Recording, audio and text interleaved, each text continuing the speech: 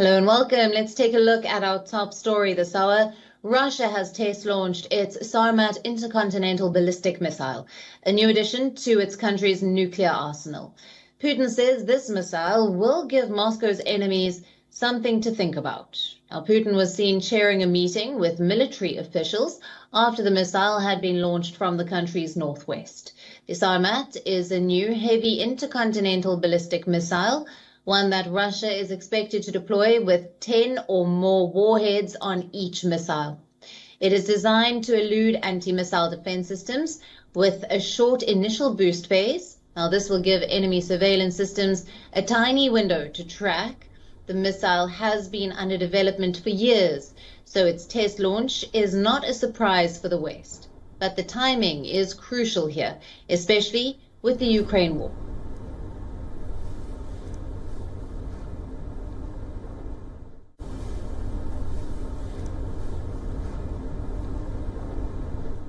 Успешным пуском межконтинентальной баллистической ракеты «Sarmat».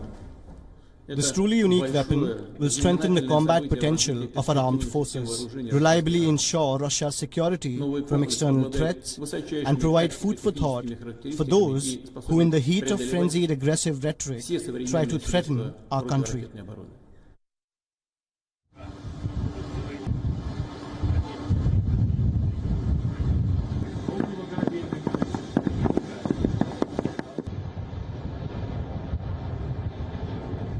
It comes just days after the US tested a new hypersonic missile. The hypersonic air-breathing weapon concept was launched from a B-52 bomber, but officials have released very few details of the missile test.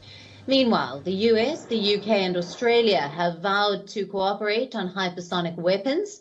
The AUKUS will begin collaborating on hypersonic missile and strike capacity as Russia and China advance rapidly in the cutting-edge technology. But what are hypersonic weapons and why are they becoming more and more crucial? Our next report brings you the details. Considered the next generation of weapons, these missiles are characterized by their ability to travel at speeds of more than Mach 5, or 5 times the speed of sound.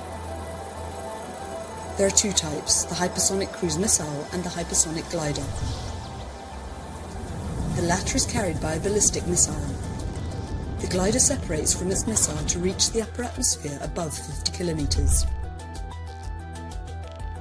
Then it hovers at hypersonic speed towards its target along an unpredictable trajectory.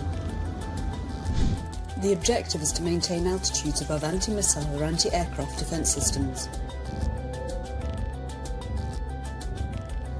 Without propulsion, it gradually decelerates and can perform evasive actions such as zigzags to reach its target by thwarting opponent interception systems. The cruise missile, meanwhile, has its own propulsion in the form of a ramjet with supersonic combustion.